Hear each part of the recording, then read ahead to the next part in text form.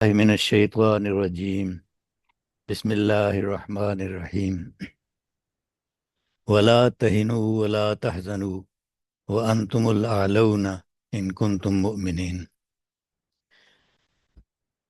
إن يمسسكم قرح فقد مس القوم قرح مثله وتلك الأيام نداولها بين الناس وليعلم الله الذين آمنوا ويتخذ منكم شهداء والله لا يحب الظالمين. بسم اللہ الرحمن الرحیم. وما ارسلناک الا رحمۃ للعالمین. قل انما یوحى الی انما الہکم الہ واحد فہل انتم مسلمون. حمد رب العالمین کی جس نے تداول ایام کو انسانی تاریخ کا قانون بتایا تاکہ اہل ایمان جان لیں کہ عروج و زوال آتے رہتے ہیں، لیکن اللہ ظلم کو پسند نہیں کرتا. درود و سلام خاتم النبیین حضرت محمد صلی اللہ علیہ وسلم پر، جو رحمت للعالمین بنا کر بھیجے گئے کہ سب کا خدا ایک ہے. سوال یہ ہے کہ کیا تم یہ تسلیم کرتے ہو؟ قابل صد احترام صدر مجلس، ذی وقار اساتذہ کرام، عزیز طلبہ، معزز سامعین، ناظرین اور ڈیجیٹل شرکائے محفل، السلام علیکم. اہلا و سہلا و مرحبا، خوش آمدید، جی آیا نو، ویلکم، درلا بیاں بینیدہ. سب سے پہلے تو میں رئیس الجامعہ المحمدیہ جناب صاحبزادہ محمد قمر الحق سیالوی صاحب کا شکریہ ادا کرتا ہوں کہ انہوں نے اس پروقار تقریب میں شرکت کا موقع دیا. جامعہ محمدی شریف کبھی آنا تو نہیں ہوا، لیکن قلبی تعلق ایک عرصے سے ہے. ایک تو میرا تعلق جھنگ شہر سے ہے، اس لیے تھوڑے فاصلے سے صحیح میں جامعہ کا اور صاحبزادہ صاحب کا ذل گرائیں تو ہوں. دوسرے، جس محبت سے والد محترم حکیم صوفی شیر محمد صاحب مولانا ذاکر اور مولانا نافع رحمہم اللہ کا تذکرہ کرتے تھے، اس نے اس خانوادے سے عقیدت کا رشتہ قائم کر دیا ہے. رئیس جامعہ نے آج کی تقریب میں گفتگو کے لیے اندلس میں اسلام کی سرگزشت کا عنوان تجویز کیا تو میں نے یہ جانا کہ گویا یہ بھی میرے دل میں ہے. اسلام کی سرگزشت تداول ایام سے عبارت ہے. سوال یہ ہے کہ ہم تداول ایام کو کس نظر سے دیکھتے ہیں، یاد ماضی یا جہد مسلسل. 1991 میں دنیا بھر میں اندلس کی یاد منائی گئی. حوالہ تو 1992 کے 500 سال گزرے سقوط اندلس کا واقعہ تھا، لیکن پاکستان اور اسپین دونوں میں تقریبات کا طرز ایسا تھا کہ اسے اندلس کی عقیدت اور محبت جھلکتی تھی. پاکستان میں ادارہ تحقیقات اسلامی کے جرائد فکر و نظر، الدراسات الاسلامیہ اور اسلامک اسٹڈیز نے اندلس میں اسلام کے موضوع پر خصوصی شمارے شائع کیے، جن میں میرے 2 مضامین بھی شامل ہوئے. اردو میں مضمون کا عنوان اسپین میں اسلام کی سرگزشت تھا اور انگریزی میں history of Islamic law in Spain. اسی سال اسپین میں بھی 1492 کی 500 سالہ یاد میں بلنسیا کے شہر شاطبہ میں تقریبات منعقد ہوئیں، جہاں مجھے اصول فقہ اسلامی پر ایک مضمون پیش کرنے کا موقع ملا، جس میں بر صغیر اور اندلس میں فقہی اجتہاد کے مختلف زاویوں پر بحث شامل تھی. حاضرین کی دلچسپی سے مجھے لگا کہ اسپین کے لوگ اندلس کی اسلامی تاریخ کو اپنی ہی ثقافت کا قابل فخر حصہ سمجھتے ہیں. اس کی مزید توثیق رات کے عشائیے میں ہوئی جو شاطبہ کے میئر نے اپنے گھر پر دیا تھا. یہاں شہر کے میئر کو الکالدے کہتے ہیں. مسلم عہد میں قاضی البلد ہی شہر کا ناظم ہوتا تھا. الکالدے قاضی البلد کا مقامی تلفظ ہے. عشائیہ شام کو شروع ہوا اور صبح تک جاری رہا. پتہ نہیں کتنے دور ہوئے، لیکن کھانے زیادہ تر عربی لگے. ان کے ہسپانوی نام بھی عربی زبان میں تھے۔ لگتا تھا جیسے ہم شاطبہ میں موجود ہوں، 14ویں صدی کے اندلس میں موجود ہوں۔ اس حیرت افزا خواب کا اگلا موڑ اور بھی حیران کن تھا۔ صبح ہوٹل سے نکلنے کی تیاری کر رہا تھا کہ ہوٹل کے استقبالیے نے اطلاع دی کہ شاطبہ شہر کے مورخ آپ سے ملنے آئے ہیں۔ استقبالیہ میں آیا تو ایک شخص نے بڑے اتفاق سے اپنا تعارف کرایا کہ وہ شاطبہ شہر کا سرکاری مورخ ہے۔ یہ عہدہ رومن زمانے سے چلا آ رہا ہے۔ اجنبی ملک سے جب بھی کوئی مصنف شاطبہ آتا ہے اور شاطبہ کے بارے میں کچھ لکھا ہو تو ہم اس کے کوائف اور تاثرات روزنامچے میں درج کرتے ہیں۔ یہ اندراجات شہر کی تاریخ کا حصہ بن جاتے ہیں۔ کئی صدیوں سے یہ ریکارڈ محفوظ ہوتا آ رہا ہے۔ تعجب ہوا کہ اندلس کی یاد ہی نہیں، اسپین کی یادداشت کا حصہ بھی ہے۔ اس کے بعد جتنی بار اسپین جانا ہوا تو مزید توثیق ہوتی گئی کہ علاقے سے کہیں زیادہ اندلس کی تاریخ ہی نہیں بلکہ یہ عشق اور عقیدت کی کہانی بھی ہے۔ اسے کلٹ آف اسپین یا حب اندلس کا عنوان بھی دیا گیا ہے۔ اندلس میں اسلام کی سرگزشت کے مطالعے کی اہمیت کو سمجھنے کے لیے آج ہم اندلس کی یاد کے انہی مختلف رجحانات پر بات کریں گے۔ آج کی گفتگو 2 حصوں میں منقسم ہے۔ پہلے حصے میں ہم اندلس میں اسلام کی تاریخ کے 5 ادوار کا سرسری جائزہ پیش کریں گے۔ دوسرے حصے میں حب اندلس کا، جو لازوال اندلس کی لافانی کہانی ہے۔ اندلس کی کہانی میں سب سے دلچسپ بات اندلس کی وجہ تسمیہ ہے۔ اس کے لیے اس کے قدیم ناموں کا حوالہ ضروری ہے۔ اسپین میں انسانی تمدن کی عصری تاریخ تقریباً 20,000 سال پرانی ہے۔ ابتدائی تاریخ سے یہ متعدد ثقافتوں کا گہوارہ رہا ہے۔ قبل مسیح دور میں 9ویں صدی سے 4تھی صدی قبل مسیح تک فنیقی یہاں حکمران رہے۔ انہوں نے اس علاقے کا نام اسقانیم رکھا، جس کے لغوی معنی خرگوشوں کی بستی، قیمتی دھاتوں کا علاقہ اور ساحلی علاقے تھے۔ 5ویں صدی قبل مسیح سے 2ری صدی عیسوی تک یہاں یونانی حاکم رہے، جنہوں نے اس پورے جزیرہ نما کا، جس میں اسپین اور پرتگال دونوں شامل ہیں، سورج دیوتا ہیلیاپولس کی نسبت سے ہسپالی رکھ دیا۔ 3ری اور 4تھی صدی عیسوی میں رومی سلطنت کا راج ہوا تو اس عہد میں اس جزیرہ نما کا نام ہسپا نیا، ہسپا سے مراد اسپین اور پا سے مراد پرتگال۔ اسپین کے جنوبی علاقے میں جرمانی قبائل وانڈال، جسے عربی میں واندال کہتے تھے، اور ویسی گوت، جو عربی میں غربی قوتیا کہلائے، یہ آباد تھے۔ یہ قبائل رومن سلطنت پر مسلسل حملے کرتے رہتے تھے۔ 3ری صدی قبل مسیح میں رومی فوجوں نے ان قبائل کو زیر کر کے اسپین کو اپنی سلطنت میں شامل تو کر لیا، لیکن ان کے حملے جاری رہے۔ 5ویں صدی عیسوی میں قوتیا نے کوہ آلپس پار کیا اور روم کو تباہ کر دیا۔ پھر واندل نے پیرنیز کو پہاڑیوں کو پار کیا اور جنوبی اسپین پہ اپنی حکومت قائم کر لی۔ ویسی گوت یا غربی قوتیا نے عیسائیت بھی قبول کر لی اور آہستہ آہستہ پورا جنوبی اسپین ان کی حکومت میں آ گیا۔ رومی سلطنت میں ان دونوں جنگجو قبائل سے صلح کے معاہدوں کے بعد انہیں اسپین کے سرحدی علاقوں میں آباد کر دیا۔ واندال کی ایک شاخ جنوب مغربی اسپین میں آباد ہوئی تو اس علاقے کا نام وانڈلوس یا وانڈلوسیا پڑ گیا۔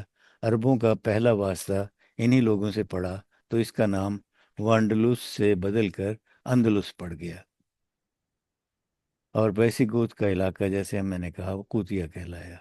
اس سے بھی اندازہ ہوتا ہے کہ انہوں نے کوئی عرب نام دینے کی بجائے اسی مقامی نام کو عربی تلفظ کے ساتھ جاری رکھا۔ 1 صدی ہجری یا 8ویں صدی عیسوی میں اموی خلفاء کے زمانے میں اندلس کی فتوحات کا دور شروع ہوا۔ 711 عیسوی میں مشرق میں سندھ بر صغیر ہند کا اور شمال مغرب میں اسپین یورپ کا باب الاسلام بنے، جہاں سے مسلم فوجیں ان دونوں ملکوں میں یا دونوں بر اعظموں میں داخل ہوئیں۔ اموی فوجیں موسیٰ بن نصیر کی قیادت میں شمالی افریقہ کے اکثر ساحلی علاقوں پر جو سلطنت روما کا حصہ تھے قبضہ کر لیا۔ اس علاقے میں رومی سلطنت کی طاقت کا بھرم ٹوٹ گیا۔ شمالی افریقہ کا ساحلی شہر سبتا، جو پہلے رومی سلطنت کا حصہ تھا، اب قوطیہ بادشاہت کا اہم شہر بن گیا تھا۔ قوطی بادشاہ ویتیزا کا داماد اور معتمد کاؤنٹ جولیان سبتا کا گورنر تھا۔ 710 میں قوطیہ فوجی کمانڈر ریزریک یا راڈرک اس نے بغاوت کی اور بادشاہ ویتیزا اور اس کے ولی عہد کو قتل کر کے تخت نشین ہو گیا۔ کاؤنٹ جولیان کی رزریک سے پہلے سے ذاتی انبن تھی۔ رزریک کے مظالم سے تنگ آ کر اسپین کے بہت سے باشندے سبتا اور افریقہ کے ساحلی شہروں میں ہجرت کر گئے تھے۔ رزریک اور کاؤنٹ جولیان کی کہانی اب عبدالحلیم شرر کے 2 ناولوں میں اس کا تفصیل سے کہانی ناول کی شکل میں بیان کی گئی ہے۔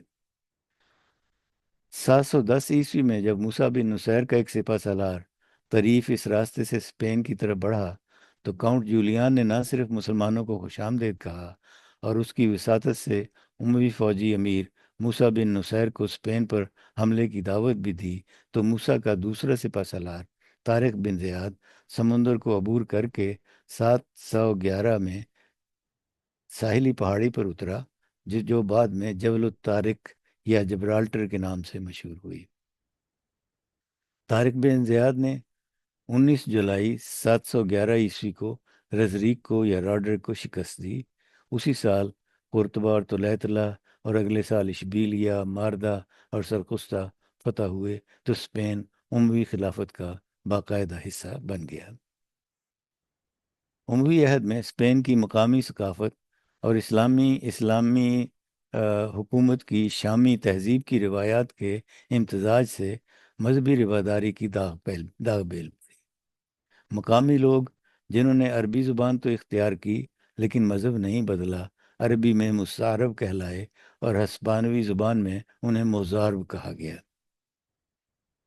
711 عیسوی سے 756 عیسوی تک کا دور عمرا یا گورنروں کا دور کہلاتا ہے، جو دمشق کے اموی خلیفہ کے ماتحت تھے۔ زراعت اور آبپاشی کے شامی طریقے یہاں متعارف ہوئے، تجارت کو نشو و نما ملا، مسلمانوں کی یورپ میں شمال کی طرف مسلسل پیش قدمی کے لیے جگہ بھی ملی۔ عبد الرحمن الغافی کی قیادت میں مسلمان فوجیں اسپین کی سرحدیں عبور کر کے فرانس میں دور تک چلی گئیں۔ 732 عیسوی میں عبد الرحمن کا مقابلہ فرانسیسی سپہ سالار چارلس مارٹل سے ہوا، جس میں سپہ سالار عبد الرحمن شہید ہو گئے اور مسلمان فوجیں واپس آ گئیں۔ تو یہاں فرانس کی سرحد پر ہمارا اسلامی جو سلطنت ہے اس کی آخری سرحد بنی۔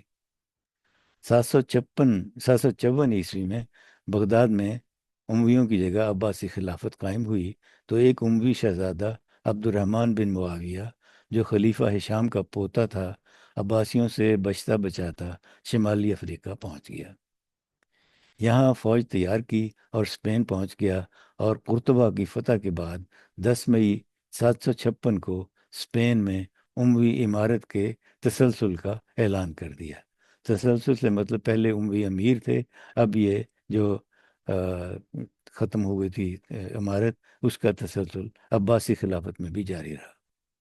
تو یہ ایک طرح سے اسپین میں عباسی خلافت کے متوازی اموی حکومت تھی۔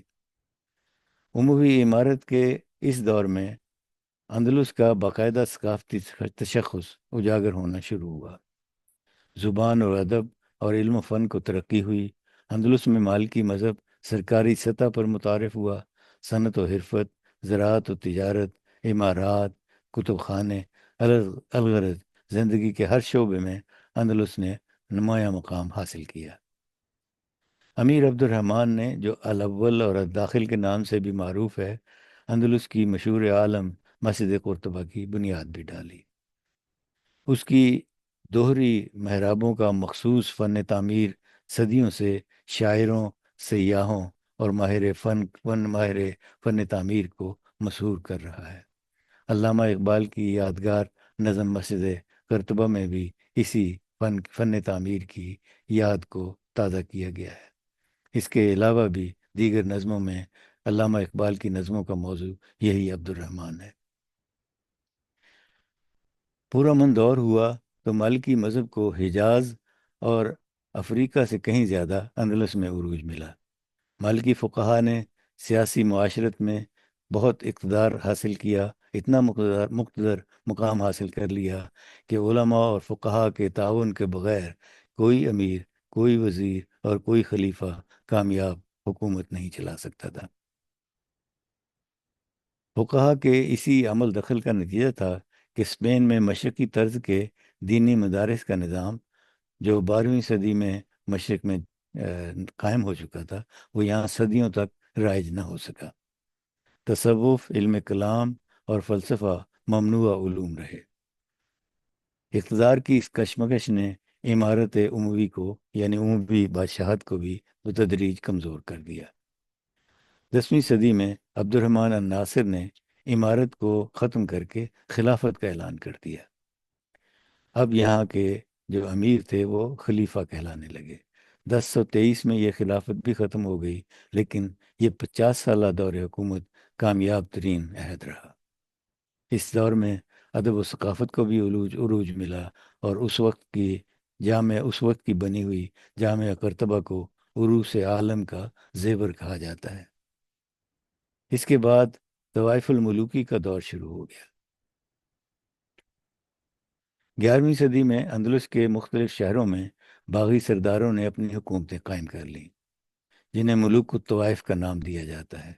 قرطبہ میں بنو جوہر، اشبیلیہ میں بنو عباد، طلیطلہ میں ذوالنونیہ، سرقسطہ میں بنو ہود اور غرناطہ میں بنو زیری اور بنو نصر زیادہ نمایاں رہے۔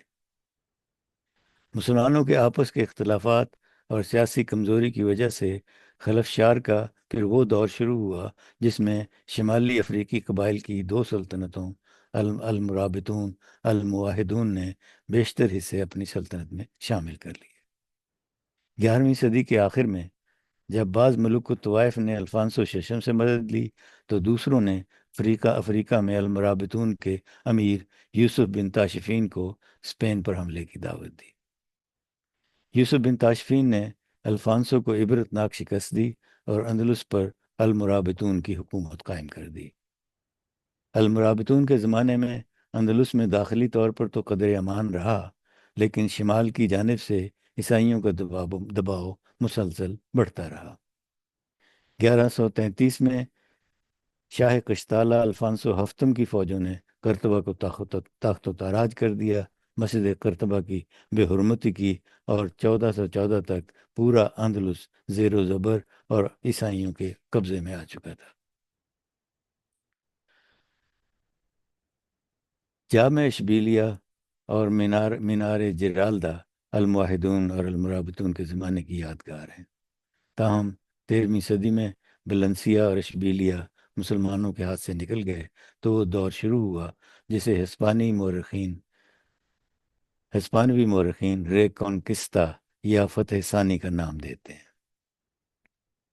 13ویں صدی تک اندلسی مسلمانوں کی بہت بڑی تعداد شمالی افریقہ کی طرف ہجرت کر چکی تھی۔ سب سے آخری اور تاخری طاقتور بنو نصر سلطنت غرناطہ تھی۔ محمد بن یوسف نے، جو ابن الاحمر کے نام سے مشہور تھا، غرناطہ پر قبضہ کر کے الغالب باللہ کے لقب کے ساتھ اس سلطنت کی بنیاد ڈالی۔ یہ خاندان بنو نصر اور بنو احمر کے ناموں سے مشہور ہوا۔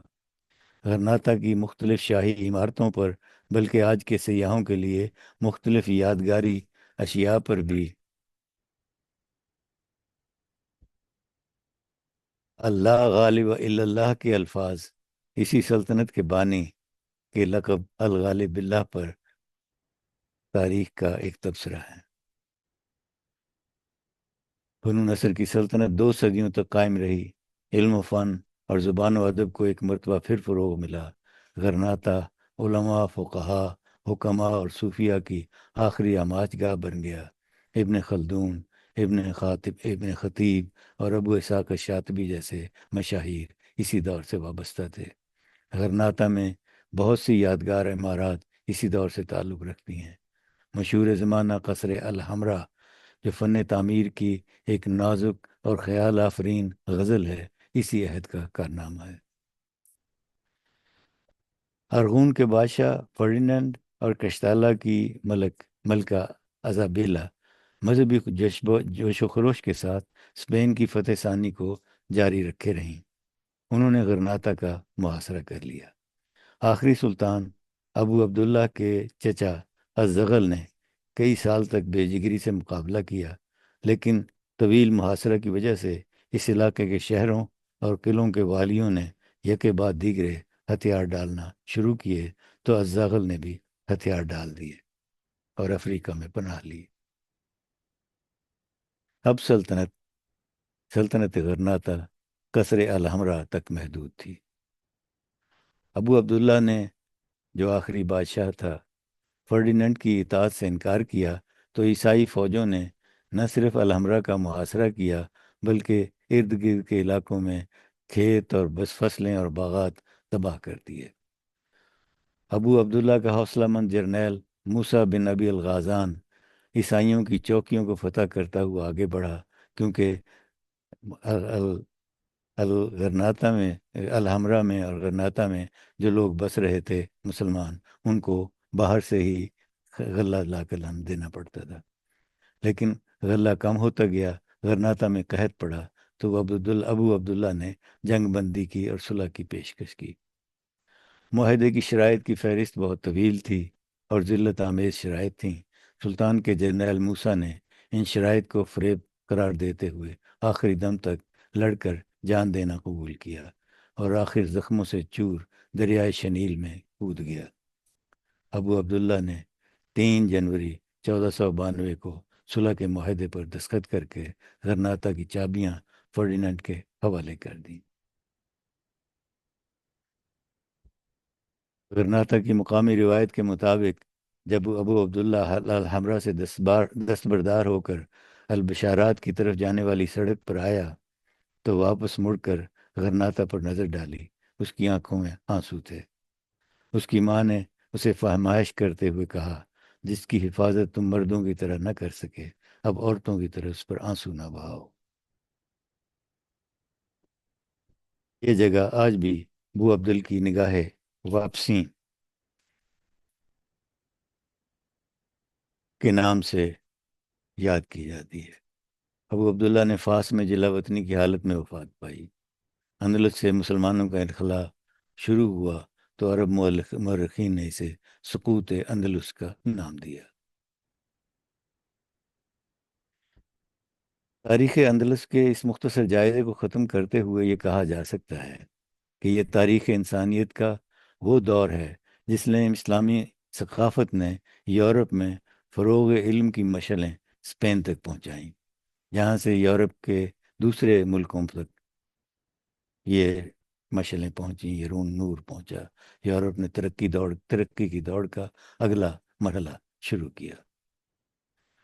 جارج مقدسی اور جدید مورخین کا کہنا ہے کہ جدید یورپ بلکہ عالم انسانیت کے نئے دور کو صحیح طور پر سمجھنے کے لیے تاریخ انسانیت کے اس باب کا مطالعہ کرنا بے حد ضروری ہے جسے اندلس میں مسلمانوں نے تحریر کیا۔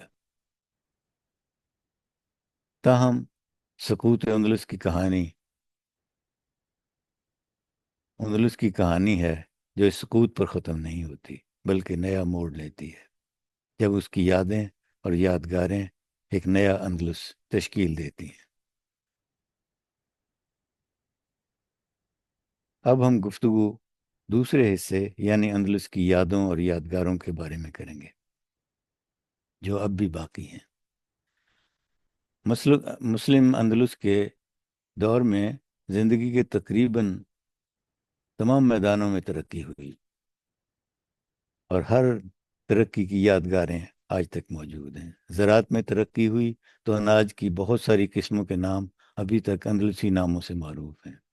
شام میں آبپاشی کے طریقوں کے رواج سے فصلوں کی کاشت بارانی کے علاقوں کے علاوہ دوسرے علاقوں میں ممکن ہوئی، تو آبپاشی کے جو مختلف طریقے، جسے ہم اندلسی زبان میں اسکیا، نوریا، ناہورا اور اسینیا، یہ سارے عرب رشتوں کی یاد دلاتے ہیں جو عرب سے آئے اور عرب میں اپنے عربی ناموں کو پیچھے چھوڑ گئے۔ انار کا یورپی نام پوم گرینیٹ غرناتا کا نام یاد دلاتا ہے۔ شوگر السکرے اور السکر سے جڑا ہے۔ صنعت و حرفت کو بھی اسلامی اندلس میں بہت فروغ ملا۔ عرب تجارتی رابطے پوری دنیا سے قائم ہوئے۔ اندلس میں آرائشی اور فنی تخلیقات کو بہت ترقی ہوئی۔ پارچہ بافی، کوزہ گری، زیورات، ہاتھی دانت اور چوب تراشی کا کام بے حد نفیس تھا۔ آج بھی اندلس میں طراز کے فن پر اس عہد کے اثرات واضح طور پر دکھائی دیتے ہیں۔ اور میں میں یہ بھی کہوں گا کہ چنیوٹ میں جو فرنیچر پر نقاشی ہوتی ہے وہ بھی اندلس کی یادگار نظر آتی ہے۔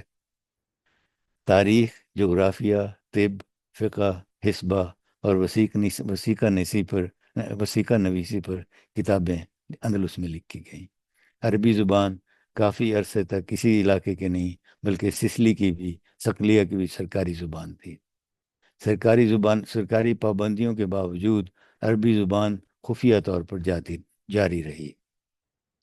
اندلس کے لوک گیتوں اور جپسی محاوروں میں عربی اب بھی موجود ہے۔ علمی اور سائنسی اصطلاحات جو ہسپانوی زبان کے راستے متعارف ہوئیں وہ عربی زبان سے متاثر تھیں۔ اندلس کے عربی شعراء میں ابن زیدون کا نام سر فہرست ہے۔ ان کے علاوہ ابن عمار، ابن خفاجہ کی عشقیہ شاعری پورے یورپ میں مشہور ہے۔ اندلس نے حسانہ، التمیمہ، ام العلا، امت العزیز، الشریفہ اور الغسانیہ کے پائے کی شاعرات بھی عربی ادب کو دیں۔ عربی زبان و ادب نے اندلس میں نئے اسلوب ایجاد کیے، لسانیات پر بیش قیمت کتابیں لکھی۔ بے شمار شعراء اور ادیبوں نے عربی زبان و ادب کو مال و مال کر دیا۔ ملکی نظم و نسق کے لیے مسلمانوں نے جو نظام متعارف کرایا تھا وہ زوال غرناطہ کے بعد بھی دیر تک جاری رہا۔ بعض نام اور اصطلاحات ہسپانوی زبان کا حصہ بن گئے۔ القاعدہ کا ذکر پہلے آ چکا ہے۔ ان میں ایک دلچسپ عہدہ الفقاق کا ہے جو قرآن مجید میں مذکور فق رقبہ سے تعلق رکھتا ہے۔ فقاق لین دین میں حوالہ اور قرض کی دستاویزات کی ایک شہر سے دوسرے شہر میں ترسیل اور نقد ادائیگی کا اہتمام کرتے تھے۔ یہ کام زیادہ تر یہودیوں کے ذمے تھا، لیکن مسلمان ان کو بھی عربی لفظ فقاق سے یاد کرتے تھے اور یہ ایک دوسرے کے قیدیوں کو چھڑانے کے کام آتے تھے۔ اندلسی ثقافت میں علم تاریخ، علم فقہ، فلسفہ اور کلام نے بہت ترقی کی۔ تاریخ میں ابن خلدون کے علاوہ ابن حیان، ابن لبار، ابو عبیدہ، عبداللہ البکری، ابن مشکوال، ابن سعید، لسان الدین ابن الخطیب کی ایک طویل فہرست ہے۔ ابن خلدون نے جو مقدمہ لکھا وہ علم تاریخ اور عمرانیات کی ایک گراں قدر تصنیف شمار کیا جاتا ہے۔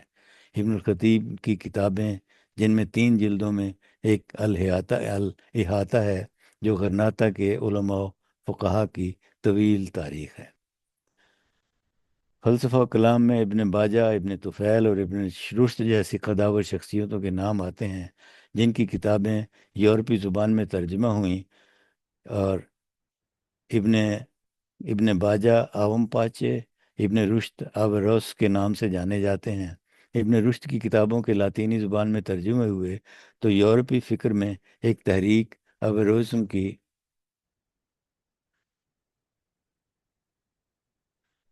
اویروزم کی نام سے مشہور ہوئی، جس نے مذہب اور فلسفہ میں تطبیق پر زور دیا اور اصلاح مذہب اور اصلاح کلیسا کی تحریکوں کو بے حد تقویت دی۔ دینی علوم کے حوالے سے اندلس میں ایک ممتاز نام قرطبہ کے ابن حزم کا ہے، جس نے ادب، کلام، تفسیر، فقہ اور اصول فقہ میں تصنیفات چھوڑی ہیں۔ حدیث میں ابن حزم کے علاوہ ابن عبد البر کی خدمات ناقابل فراموش ہیں۔ مالکی فقہ کی تدوین و اشاعت کا کام 8ویں صدی میں خلیفہ ہشام کے عہد میں شروع ہوا، اور 14ویں صدی میں بنو نصر کے دور میں اس درجے پر پہنچا کہ اس دور کے ابو اسحاق الشاطبی کی الموافقات اور ان کے شاگرد ابن عاصم کی کتاب تحفۃ الحکام آج بھی اسلام فقہ کی درسی کتابیں شمار ہوتی ہیں۔ اس دور کے فتاویٰ کے کئی مجموعے موجود ہیں۔ ان میں سے ایک مجموعہ جو شائع ہو چکا ہے، المعیار المعرب، کا 12 جلدوں پر مشتمل ہے۔ ان فتاویٰ میں مذکورہ اصولی مباحث کے نے جدید دور میں اجتہاد کے دروازے کھولے۔ قانون کے تقابلی مطالعے، بین الاقوامی قانون اور عالمی فلسفہ قانون کی اسپین میں کی بنیادیں ڈالیں۔ اس آغاز کا رشتہ اندلس میں فقہ اور اصول فقہ کی ترقی سے جڑا نظر آتا ہے۔ تہذیبی سطح پر اسلامی اندلس نے نئی مثالیں قائم کیں۔ اس معاشرے میں عربوں اور بربروں کے علاوہ بہت بڑی تعداد ہسپانوی مسلمانوں اور غیر مسلموں کی بھی تھی۔ افریقہ کے بربر اور دوسرے قبائل جنہوں نے اپنی زبانیں ترک کر کے عربی کو اپنا لیا، جیسا کہ میں نے پہلے کہا، ان کو عرب کہا جاتا تھا۔ مقامی لوگ بلادیون کہلاتے تھے۔ مزاربہ کا معاشرتی نظام اور سیاسی نظام مختلف تھا۔ یہ وہ لوگ تھے جنہوں نے اپنا مذہب عیسائیت رکھا تھا، لیکن عربی زبان بولتے تھے، عربی زبان میں لکھتے تھے۔ ہر شہر میں جماعت یا کمیونٹی کی حیثیت سے یہ خود مختار تھے۔ ان کا سربراہ قومیس یا محافظ کہلاتا تھا، جو محصولات اور تعزیرات میں اپنا نظام قائم رکھتا تھا۔ ان کا اپنا قاضی ہوتا تھا، جسے قاضی العجم کہا جاتا تھا۔ زوال غرناطہ کے بعد شروع میں تقریباً یہی نظم و نسق دوسرے لوگوں کے لیے بھی، جن میں مورسکو یعنی جو مسلمان باقی رہ گئے تھے، ان کے لیے بھی اپنایا گیا۔ ان یادگاروں نے جو یادیں چھوڑیں، اسے تاریخ میں حب اندلس، جیسے میں نے کہا، کلٹ آف اسپین کا نام دیا جاتا ہے۔ اندلس میں ان تہذیبی یادگاروں کی قدر و قیمت کا احساس 17ویں اور 18ویں صدی میں یورپ میں بہت زور شور سے ابھرا۔ یورپ کے مورخین اور دانشوروں نے اپنے دور کی سیاسی اور علمی صورتحال پر تنقید کرتے ہوئے اسپین میں اسلامی عہد کو اسپین کے سنہرے دور اور مثال کے طور پر پیش کیا۔ اس تنقیدی رجحان کو، جیسے میں نے بتایا، کلٹ آف اسپین کا نام دیا گیا، اور 20ویں صدی میں بر صغیر، عرب، افریقہ اور پوری اسلامی دنیا میں موجودہ صورتحالات کے تجزیے کے لیے عظمت رفتہ کی مثال کے طور پر اندلس کا ہی ذکر کیا گیا۔ بر صغیر میں مسدس حالی، ابو البقاء الرندی کے رسال اندلس کی آہیں سمٹتی آئی ہیں۔ حالی لکھتے ہیں: ہوا اندلس ان سے گلزار یکسر، یہ ہے بیت ہمراہ کی گویا زباں پر، ہویدا ہے غرناطہ سے شوکت ان کی، ٹپکتی ہے قادیس سے حسرت ان کی، نصیب ان کا اشبیلیہ میں ہے سوتا، شب و روز ہے قرطبہ ان کو روتا۔ مسدس سقوط اندلس کا نوحہ ہے، تو اقبال کی نظم مسجد قرطبہ عزم نو کا پیام دیتی ہے: اے حرم قرطبہ عشق سے تیرا وجود، عشق سراپا دوام جس میں نہیں رفت و بود۔ یہ تہ در تہیں یادیں ہیں جو ابن الخطیب کے موشحات میں بھی سنائی دیتی ہیں۔ عبد الحلیم شرر اور نسیم حجازی کے ناول اسی اندلس کی کہانی ناول کی زبانی سناتے ہیں۔ مستنصر حسین تارڑ کو اندلس دیکھا بھالا لگتا ہے، لیکن وہ خود کو اجنبی پاتے ہیں۔ حمزہ فاروق کی کتاب آج بھی اس دیس میں، اسی اندلس میں تلاش کرتے نظر آتے ہیں۔ یہ سب اندلس کی یاد کے ادب پارے ہیں۔ عزیز احمد، برنارڈ لوئس اور کینٹویل سمتھ نے اور متعدد جدید محققین نے حب اندلس کے اس رجحان کا، جو نظموں، ناولوں، سفر ناموں اور تاریخ کے اصناف میں ملتا ہے، کئی مختلف زاویوں سے تنقیدی مطالعہ پیش کیا ہے۔ اندلس کی اسلامی ثقافت کے اس مختصر جائزے کو ختم کرتے ہوئے یہ کہا جا سکتا ہے کہ اندلسی ثقافت تاریخ انسانیت کا وہ دور ہے جس میں اسلامی ثقافت نے فروغ علم کی مشعل یورپ تک پہنچائی۔ اسپین میں تو یہ یادداشت کی صورت میں بھی موجود ہے۔ اسپین کے بادشاہ الفانسو دہم نے 1253 میں اقتدار سنبھالا تو اس نے جو لقب اختیار کیا اس میں شاہ قشتالہ، لیون اور اندلوسیہ کا نام بھی شامل تھا۔ اندلوسیہ سے مراد پورا اسپین تھا۔ اس دستاویز کی یادداشت ایک تحریک کی بنیاد بنی۔ 1918 میں اسپین میں اندلوسیہ میں ایک سیاسی پارٹی قائم ہوئی اور قومی تحریک کی حیثیت سے وہ آج تک کام کر رہی ہے۔ کہا جاتا ہے کہ اندلوسیہ پارٹی کے بانی بلاس الفانتے، جسے جنرل فرانکو کے دور میں مارشل لاء میں گولی مار دی گئی تھی، اپنے انقلابی خیالات میں اسلام سے بہت متاثر تھے۔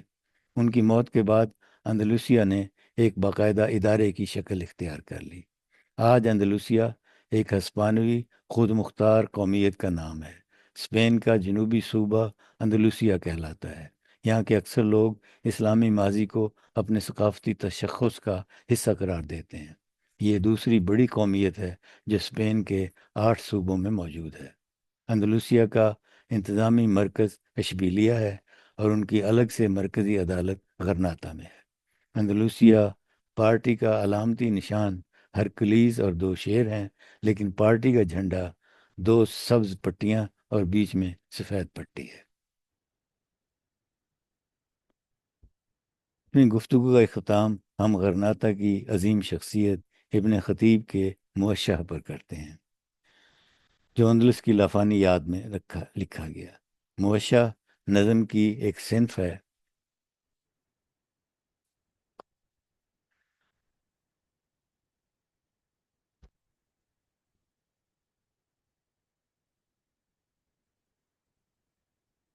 موشح ایک نظم کی ایک صنف ہے جو 5 یا زیادہ بند پر مشتمل ہوتی ہے۔ یہ عربی اور ہسپانوی سے بالکل مختلف ہے، بلکہ یہ لوک شاعری سے تعلق رکھتی ہے۔ ہر بند میں 3 مصرے ہم قافیہ ہوتے ہیں اور پھر 2 مصرے شروع کے بیت کے ہم قافیہ ہوتے ہیں۔ ان 2 مصروں کو خرج کا نام دیا جاتا ہے۔ خرج یا باہر نکلنے کو سانس لینا بھی کہا جا سکتا ہے، جہاں لوک شاعری قافیہ، ردیف اور اوزان میں شعر کی پابندیوں سے آزاد ہو کر لے اور سر کی مدد لے کر یاد کی دنیا سے ایک مختصر سے وقفے کے لیے باہر آتی ہے، بالکل ایسے جیسے پنجابی کا ماہیہ اور جاپان کی ہائیکو مختصر مصرے کے وقفے سے یاد کی تیسری تہہ کھولتی ہے۔ ابن خطیب کا یہ موشہ بہت مقبول ہے۔ موشہ شاعری کی ایسی صنف ہے جس کا ترجمہ ممکن نہیں۔ ان اشعار میں سے پہلے بند کا مفہوم کچھ یوں ہے: اے اندلس، جب بارش برسے تم پر رحمت ہو، آہ اندلس تیرے وصل کی یادیں، بس ایک خواب تھا جیسے نیند کا جھونکا، جیسے چور کا چلتر، فریب اور دھوکا، سب کچھ لٹ گیا۔ زمانہ کیسے آرزوؤں کو بکھیر ڈالتا ہے، ہم اسی نقش قدم پر چلتے رہتے ہیں جو مقدر میں لکھا ہے۔ واہ اندلس، بارش نے پھر باغ کو چمک بخش دی ہے، پھولوں کے لبوں پر مسکراہٹ لوٹ آئی ہے۔ نعمان نے اسی کھیتی کو آسمان کے پانی سے سینچا جیسے مالک نے انس سے روایت کی۔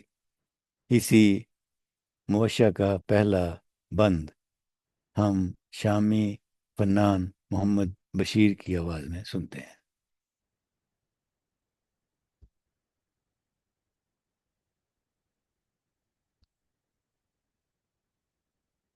جی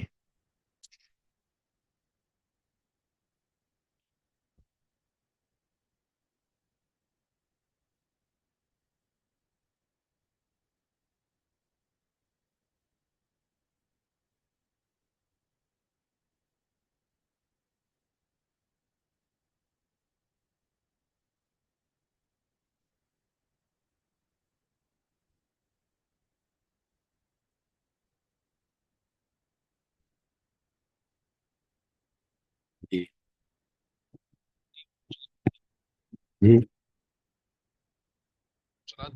ہاں، لیکن مجھے آواز نہیں آ رہی۔ شکریہ جی۔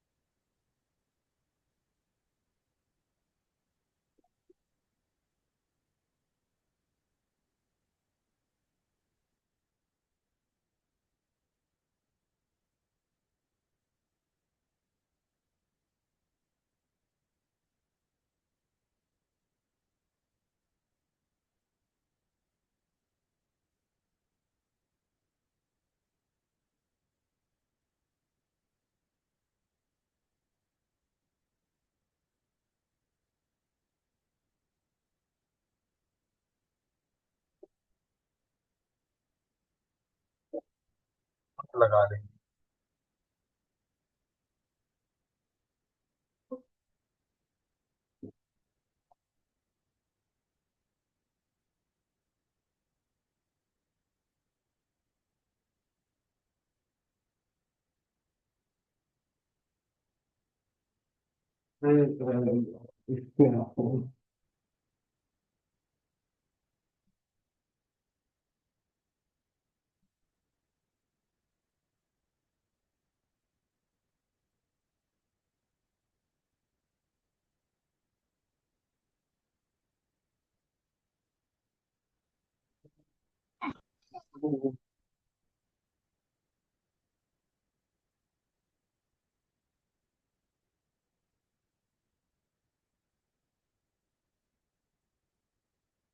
آپ وہ شیئر کر دیتے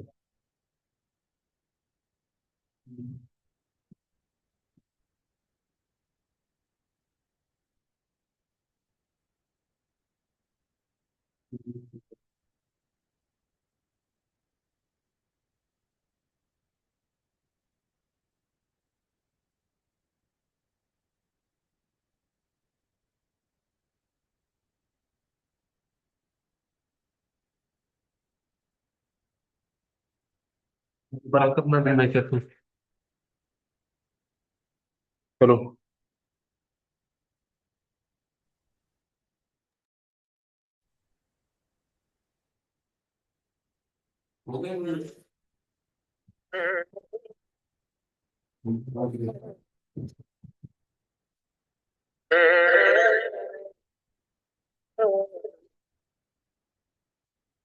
جادك الغيث إذا الغيث هما يا زمان الوصل بالأندلس قد مضينا ننثر الخير وما نامت الأعين عند الغلس جادك الغيث إذا الغيث هما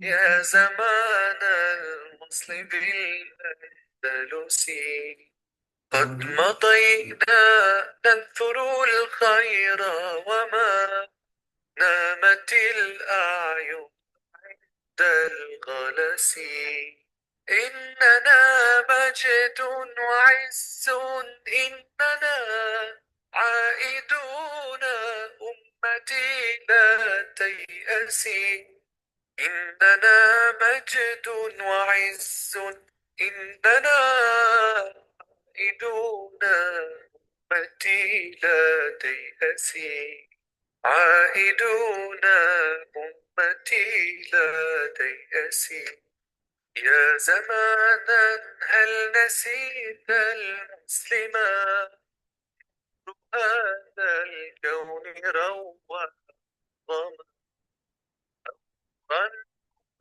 شموسا أنجما ومضينا كي نغيث يا زمانا هل نسيت المسلما هذا الكون روى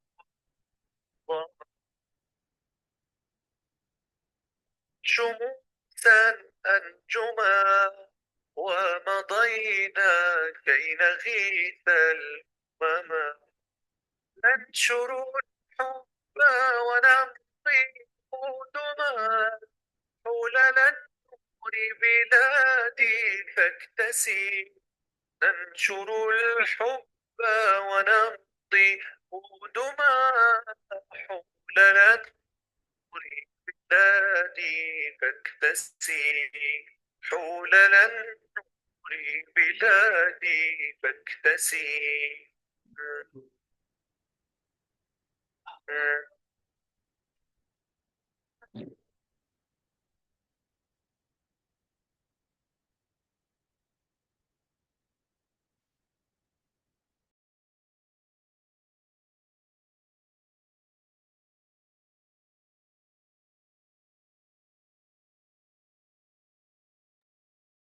جی سر،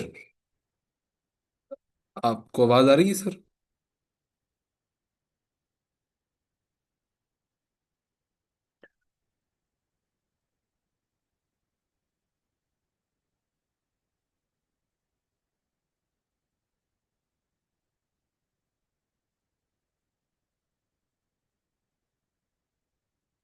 جی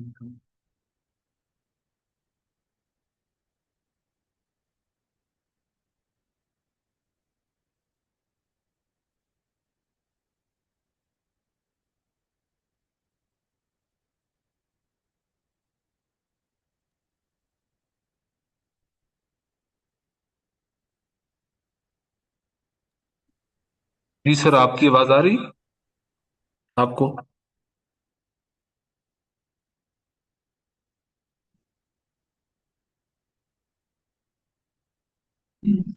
یس سر، اب آواز آ رہی ہے۔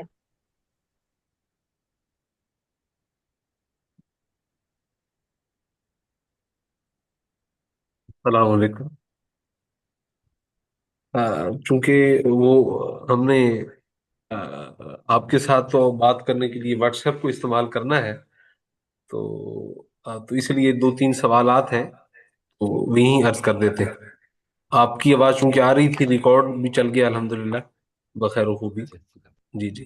تو ایک تو یہ ہے کہ دور جدید میں کوئی ایسی تحریکات کے متعلق ایک طالب علم نے میسج کیا ہے جو مسجد کرتبہ کی واپسی کے لیے اور وہاں نماز وغیرہ کے اجراء کے لیے کوئی کام کر رہی ہوں۔ تو ایک تو یہ سوال ہے۔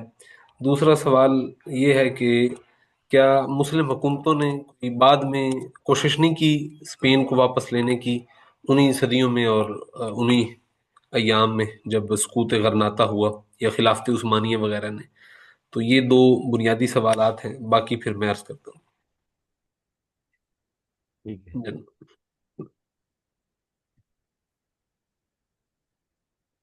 ہوں۔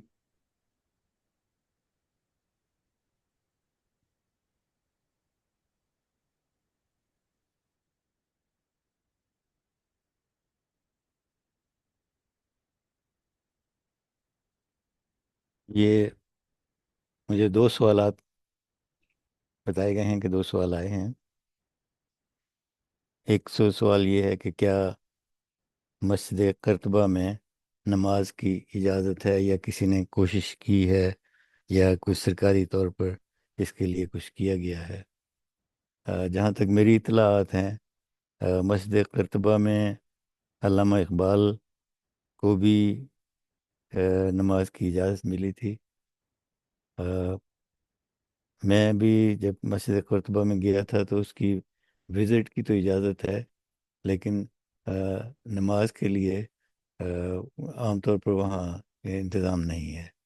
آ، میرا خیال ہے کہ اگر آ، ان سے کہا جائے تو حالات ایسے ہیں کہ ان میں اس مسجد میں نماز کی اجازت بھی دی جائے گی، لیکن جو اصل میں جو خطرہ ہے کہ وہ واگزار کرانے کی جو کوششیں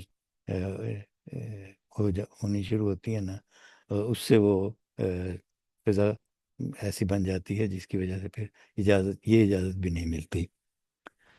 آ، جہاں تک سوال ہے کہ مسلم حکومتوں نے آ، واپس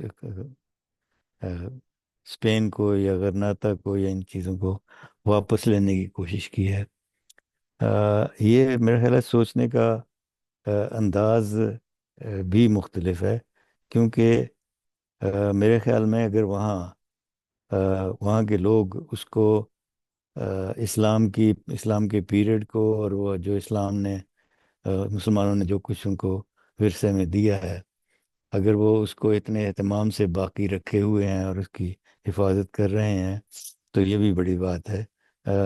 کم از کم آ، وہ دوسرے ایسے ممالک جہاں بالکل بھی مسلمانوں کو اجازت نہیں ہے کسی، وہاں باقی بھی نہیں رہے مسلمان، ان سے یہ آ، بہتر شکل ہے۔ میرا خیال یہ ہے کہ اس کے لیے جو صورتحال ہے وہ آ، واپس لینے کی بجائے ہم ان سے آ، جو آ، ثقافتی رابطے اور ان سے آ، جیسے علمی رابطے ہیں جیسے یہ ہیں، ان کی شکلیں زیادہ بہتر ہیں۔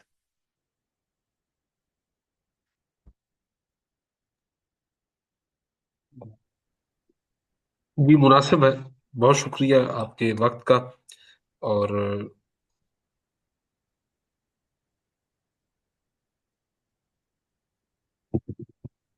آپ جی کا جی، آپ کے سوالات کے بڑے ماشاءاللہ متعین جوابات ہماری فکری سمت کو بھی متعین کرتے ہیں، اور ہمارے شرکاء آپ سب کا شکریہ ادا کرتے ہیں آپ کا سر، آپ نے وقت دیا اور جی انتہائی مختصر لیکن بہت ہی ایک جامع انکلوسیو گفتگو آپ نے فرمائی علوم و فنون کے متعلق بھی، اور وہاں جی کے جو مین لوگ ہیں ابو اسحاق شاطبی پر تو آپ کی کتاب ادارہ تحقیقات اسلامی سے خرید کے پڑھ چکے ہیں ہم، اور جی آپ نے مقالے کا جو ہے اشارہ فرمایا وہ بھی پڑھیں گے انشاءاللہ۔